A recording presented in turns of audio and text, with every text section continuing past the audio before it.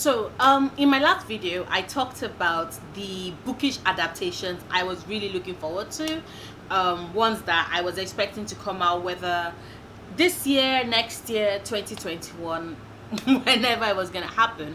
And then that got me thinking, and I'm like, okay, do you know what? Why not talk about the books I want adapted? Because I've spoken about the ones that are getting adapted. Why not speak about the ones I want to get adapted, so that I can possibly put that energy into the universe? If we think it, we can achieve it.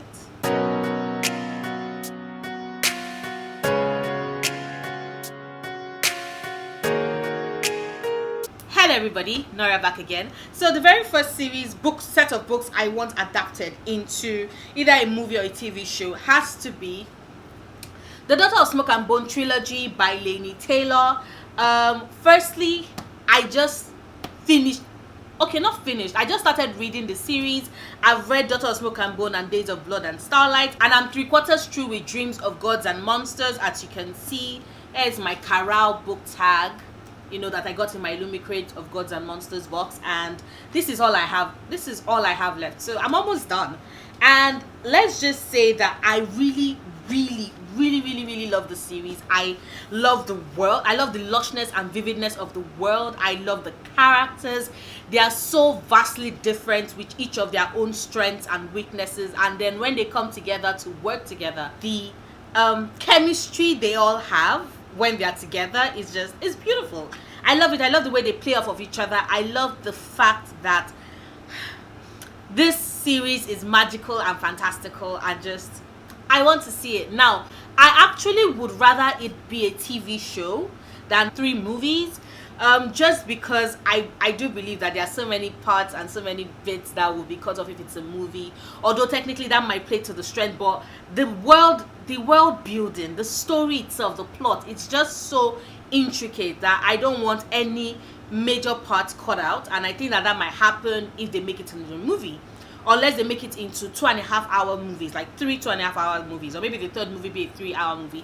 But we know Hollywood is not going to do that, so let's just have it in a TV series. But then again, I also consider the fact that TV shows don't get the budget of movies. Like, movies get quite the budget, TV shows rarely do, which is the reason why movies more often than not look better, at least as far as CGI is concerned, than TV shows. So technically though, The Magicians, the TV series is actually pretty good, but they don't really have that heavy amount of CGI. You know what?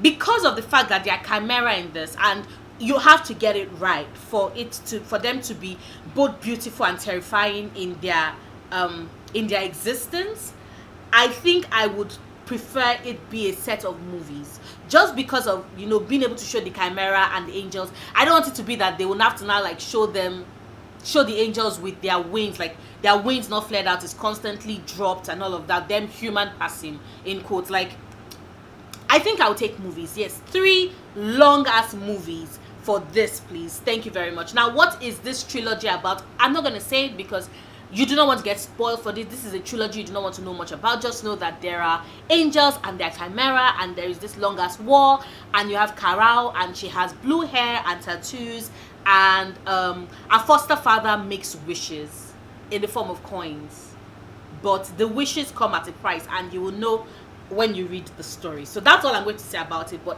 I love this trilogy. This is easily shaping up to be part of my favorite series of all time, and I cannot wait to read the conclusion and see how everything ends. The next set of books I want to see adapted into, this one I would not mind if it's actually a TV show. It's the ACOTAR series. Yes, The Court of Thorns and Roses, A Court of Mist and Fury, and A Court of Wings and Ruin. Now, if it is that you do not know, on this channel we do like the ACOTAR series, even though we know that A Court of Thorns and Roses was a drag, and A Court of Wings and Ruin, that ending was sort of a mess. But we still love our babies. We still love them. So I am definitely a series I want to see on TV, and I do believe that it would work best on TV because there are so many plot points, and there are so many things happening, and you would not get enough of the world, nor would you understand the character and their motivations well enough in a movie like for you to be able to establish everything early enough for people to be invested and for them to want to watch the subsequent movies. That is going to be that is not going to be easy, which is why I think a TV show, if you start with like say 10-12 episodes, you set things up, you set up Akotar, you set up a bit of Akomath, people will be interested and start coming back like, yes, thank you, please. Plus Akotar being like, you know, the hook to get people to watch this series, I don't think it's a good idea. I really don't. I think that you need to be able to tell enough of the world, even into Akuma, for you to end season 1 and for, you know, people to clamor for season 2. Because my opinions, but Tamlin is kind of boring. Just saying. Now, what is this story about? This story is about a human girl, Feyre, who accidentally or who purposefully kills this wolf when she goes hunting to feed her family because they are impoverished, except for the fact that the wolf she kills turns out to be a fairy, and another fae comes to collect, and she's taken to Prithian, which is the Feylands, to spend the rest of her life for you know, as punishment for her killing the Phaeton wolf, or the wolf who turned out to be a fae. And while there, she discovers that there's a curse. While she's dealing with that, she falls in love with the person that brings her to Prithian, and a whole lot of shit happens. I'm not going to tell you beyond that, except for the fact that, you know, things get better in book 2. Just things get better in book 2. I know that there was talk of it being possibly optioned, but nothing followed through, so I just assumed that, you know what, it did not work. So here is me hoping that the universe is hearing. And if you do not like Akotar, you're like, please God no, please God no, there's a shit ton of TV shows in the world. You can choose to not watch it. Think about it. Now next, I also want to since another book I want adapted into, this would work as a movie, Freshwater by Akweke Emezi. Now this book is rich and steeped in Igbo mythology and tradition and culture, and like, it's just, there's talk of gods and of ogbanjes and of possessions, and at the same time you wonder if it's also a statement about DID, because the main character, the Ada, does go through traumatic experiences that kind of fracture psyche, and it is from these fractured psyches that the ogbanjes and the various selves within them are born, except for the fact that, you know, you constantly wonder, because it's mythical. You can, and this is a book that can be interpreted. You can interpret it the way it's given to you, in the sense that there are powers that exist in this world beyond what we think, and there's mysticism in that, you know, in ogbanjes, in beings that are born to be reborn and are born to torture their family and eventually go back, unless of course you are the other and you're trying to deal with that. And at the same time, you can also look at it from a medical point of view, in the sense that they might have been dealing with, you know, DID. And the reason why I keep saying they is because their dad does admit that they are made up of many persons / beings. But yes, I really love this. This was one of my favorite books of last year. It was in my favorite books of 2018 video. Like, I loved this book. I still do, and I definitely want to see it on as a movie, because it's just, give me a great movie based off of African / Igbo mythology, done well with the right budget and a cast that can like bring it justice. Like, that is what I want. That is the shit I want to see. I want to experience that. Let me experience that with Freshwater. Like, please. This is an amazing book. Amazing. And then another book I want to see brought to film / TV is a comic book, and that is the comic America, because America Chavez is big. I love her. She's mouthy, she's strong, she's hot-headed, she's confident as fuck, and she's fucking powerful and amazing. Her punching through dimensions, like, I want to see that shit. I want to see it on screen. It's going to be magnificent. Add the fact that she's Latinx and she's bisexual / pansexual. Like, America is big. Bay. And now that Disney has their own streaming service, you know, who knows, maybe they might consider, technically though, considering the fact that America does eventually join Young Avengers, and by the way, Young Avengers, that's another comic I cannot wait to see brought to life. Like, I can't wait to see my boys Weekend and Alkin and Young Loki, like, please. Anyway, now that I think about it, I actually do think that America, and by extension the Young Avengers, I want those two to actually be on, like, you know, big ass movie releases. You know, I just want that to happen. I want that to happen. I want that to be on screen. Let that happen, please, Marvel. Let that happen. Like, we already know that the Avengers are probably going to be, you know, sort of kind of retiring, which I think is a perfect way to be like, there's a new age and a new league of Avengers, and then just bring in the Young Avengers. And if you've not read either America comics or the Young Avengers comics, please take this as my recommendation for you to check them out, because, you know, characters, great relationship, great companionship, it's just perfection, and all around queer, because Wiccan is gay and Alkin is his boyfriend, and those two have the most beautifully developed relationship in comics. Just saying. And unlike the bullshit that DC did for us with Kate Kane and Renee Montoya, like, we almost had it, people. We almost had it. But anyway, Wiccan and Alkin are still together, and I still have faith for Kate. I have to. Next up is The Seven Husbands of Evelyn Hugo by Taylor Jenkins Reid. Now, I said in my previous video that luckily for us, Daisy Jones and the Six is going to be made into a series, and I definitely want Seven Husbands of Evelyn Hugo to be made into a mini series, not a full-length series, because I don't think it needs a full-length series, but I do think it needs a mini series, because a movie is just too short to accurately capture the life of Evelyn Hugo, to take those moments to, you know, sit with her and understand her better, and understand her life in between husbands and with the love of her life. Like, I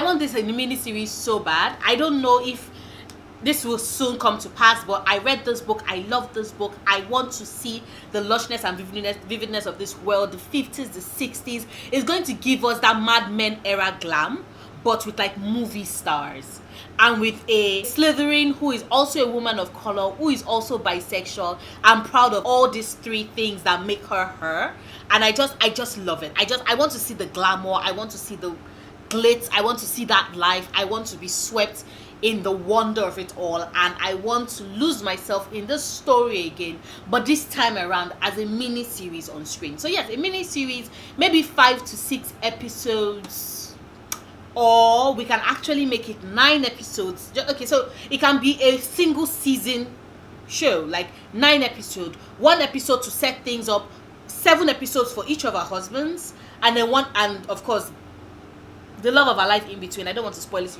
if you've not read it, and then 1 episode to wrap things up. So maybe 9 to 10 episodes, 1 season. Like, it just mini series or just a single season, and that's all we need. That is all we need, and each of these episodes should be like an hour long, and I'll be very happy. But I definitely want to see this. I definitely want to see this on screen.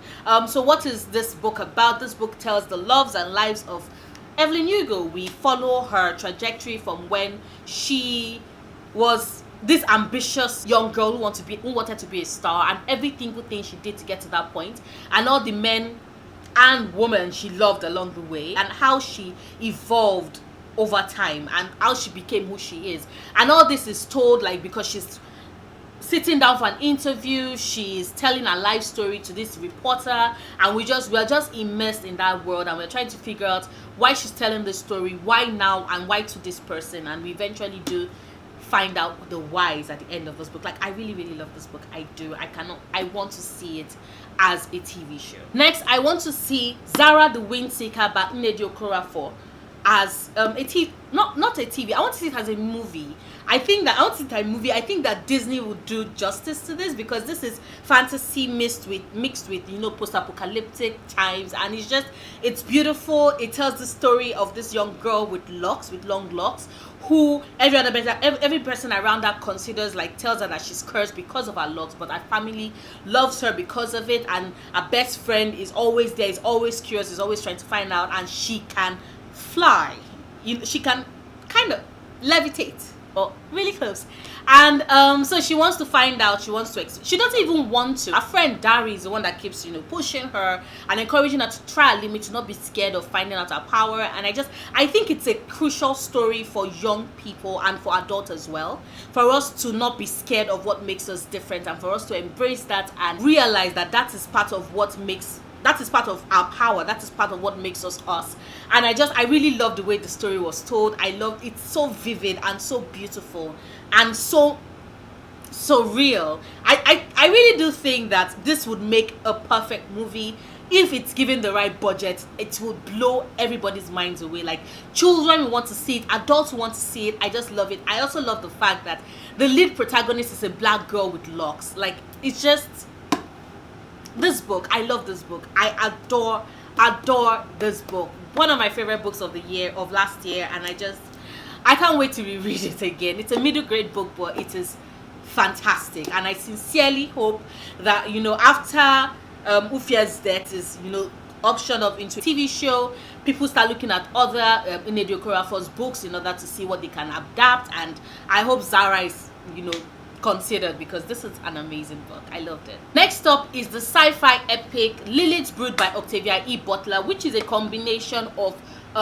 the 3 books that make up our Xenogenesis trilogy, that is Dawn, Adulthood Rights, and Imago. Now, this book I read, wow, it was an experience. Like, this is science fiction, and I adored it. I adored the different perspective, because we first heard the perspective from Lilith herself, that's Lilith Yapo, and then the second book was from the perspective of a son, and then the third of a child. I loved the fact that we went in depth into what the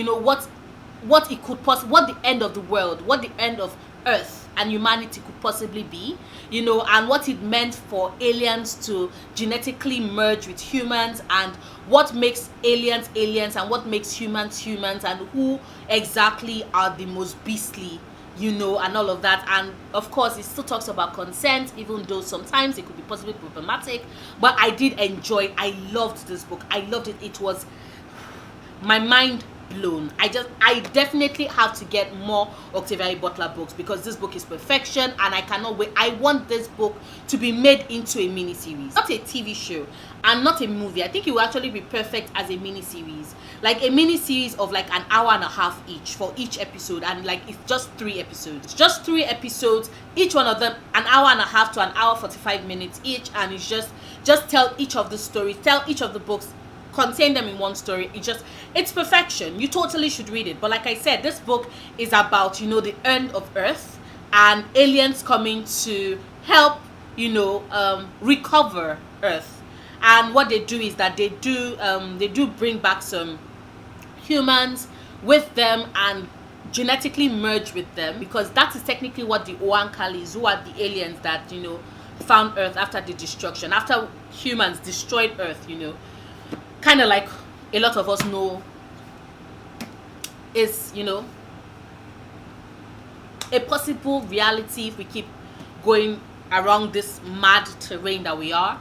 But yes, it's all about the Oankali. The Oankalis are traders. They basically merge their genetic markers with like different life forms, different species, and they came to Earth, they saved humans, they wanted to genetically merge with us, and they do, and it just basically tells that story.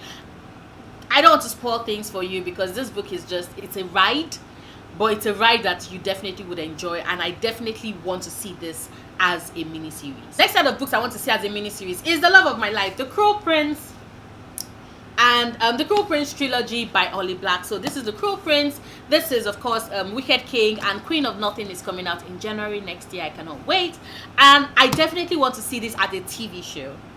Do I want to see it as a TV show? No, you know what? I want to see it as a movie. I want the full budget. I want to see Elf Aim. I want to see it in its glorious beauty. And I do believe that the stories are short enough that I do think that they can work in movies, like 2-hour movies. Think of it like Lord of the Rings type length movies. They could totally work. I definitely want to see it. I want to see the world, the world building in this. I love this. I love the character. I want to see the characters. I want to see the world. I want to follow the machinations. Let's just say I will take every iteration of Jude, the love of my life, Jude and Carden, as I can get, even though Carden right now is, Carden can choke, but you know things will work out in Queen of Nothing. But I definitely want to see this as a movie. I want to see it as 3 movies, 1 movie for each book. Keep the art, keep the characters, keep everything that makes the Crow Prince the Crow Prince. But I totally want to see it. Like, can you just imagine looking up at Jutuate's perfect face? Like, think about all the iconic scenes we can see on camera, on a big screen. Take my money. That's all I'm saying. Take my money. Take my money. Someone make this into a set of movies, please.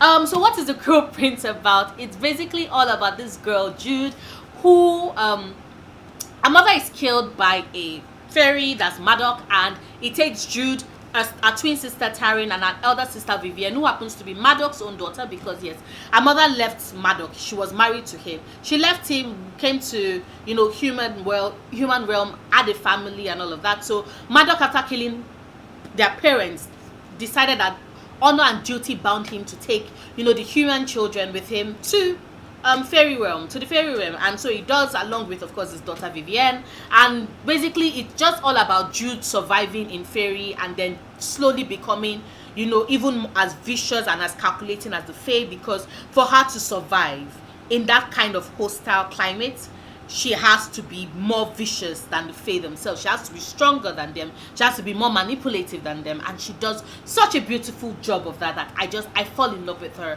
in every single book that has been coming out since then. And of course it's also an enemies to lovers story, because Carden is the prince of fairy and he does not like her, and he kind of hates her, and he kind of bullies her, but he kind of also loves her. Like, this book is just, the romance is very thin, but when it hits and it's beautiful.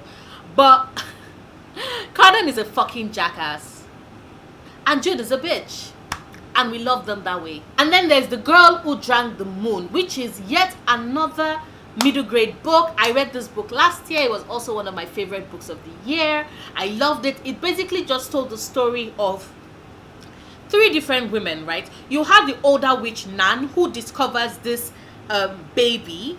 Okay, so what happens is that in that particular town, they offer a newborn child to the witch in the woods in order to keep the witch from coming to destroy their town, except for the fact that this witch is actually a good witch. She doesn't understand why they keep leaving babies on the outskirts, like by the side of the forest. And so she always takes the babies, feeds them a bit of starlight so that they can grow up strong and just have that touch of magic, and then takes them to another town where they are adopted by family who love them and they grow old and all of that. But then this baby comes along, and Nan the witch accidentally feeds her moonlight, and moonlight is as magical as you can get, and she just keeps drinking and drinking the moonlight, and she just becomes just this magical baby. And so Nan cannot take her to the next town. Nan has to raise her, and this book basically tells us about that, about this old witch, a baby dragon, a tiny dragon that just wouldn't grow big, and a swarm monster all coming together in this mismatch of a family to raise a little girl with magic, and that is Luna. And then a mother who was trapped in a tower and was slowly going mad, and you can tell that she also has a bit of that touch of magic. Like, it's a beautiful, fantastical book, and I loved it. It's heartwarming. It has so much of a message about loss and pain, and allowing yourself to grieve and not letting it turn you into something you're not, and just how grief that you do not let out, that you do not come to terms with, steals your joy and steals who you are. Like, it's just a beautiful book, and I can just imagine it as a movie. Kids will love it, adults would love it. It's just heartwarming, and I want to see it as a movie. I want want to see it as a movie. I'm just saying. I want to meet Furion and Nan and Glut and Luna. I want to meet everybody. It's just going to be so much fun. I love it. It's a good book. It's a great book. It's a great book that would be amazing on screen. And then finally, the last book I want adapted is the Sandman series by Neil Gaiman. Like I keep saying, if you have not heard me mention it, let me say it again. Neil Gaiman is one of my favorite authors ever. The Sandman comics is my favorite comic book ever. And like, that comic is perfection as far as I'm concerned, and the world is so vast and so huge, and there are so many characters. Spoiler alert, Death of the Endless is my favorite character in the Sandman series. I love her. I want to be her. She's amazing. Fucking amazing. Brilliant. Yes, so I definitely want to see Sandman. I want to see it on screen. It's going to be such a magnificent thing to watch. For those that don't know, Sandman is this comic series, this iconic comic series that basically tell the perspective of Morpheus, that is Dream, who, you know, is trapped at the beginning of the comics, and when he finally is released, has to like deal with life after he has been trapped and all the stories. It's like a mismatch of everything. There's a bit of mythology, a bit of sci-fi, a bit of magic realism, a bit of contemporary. You're talking about God, you're talking about despair, you're talking about love. It's a mismatch of every single thing. It's crazy, it's wonky, it's zany, it's creative, it's magnificent, it's mind-blowing, it's perfection. And I want to see it as a TV show with a budget of Game of Thrones, because the Sandman is perfection. Now, I sincerely hope that should it ever be turned into a TV show, they do not make a mess of it like they have done season 2 of American Gods. Can I have that, please? Yeah, so that's it. If you would like me to do a fan cast for any of the books, let me know down in the comments below. I did do a fan cast for the Grisha verse Trilogy when we got the announcement news, so you can check that out to see exactly, you know, how I do my fan casting, if you like what I've done with that. But yeah, you can check that out. If you like this video, please do not forget to give it a big thumbs up. Check out my other videos, subscribe if you want to. I make new videos every Sundays, Wednesdays and Fridays, and I will see you soon. Until then, stay passionate, love books, love yourself,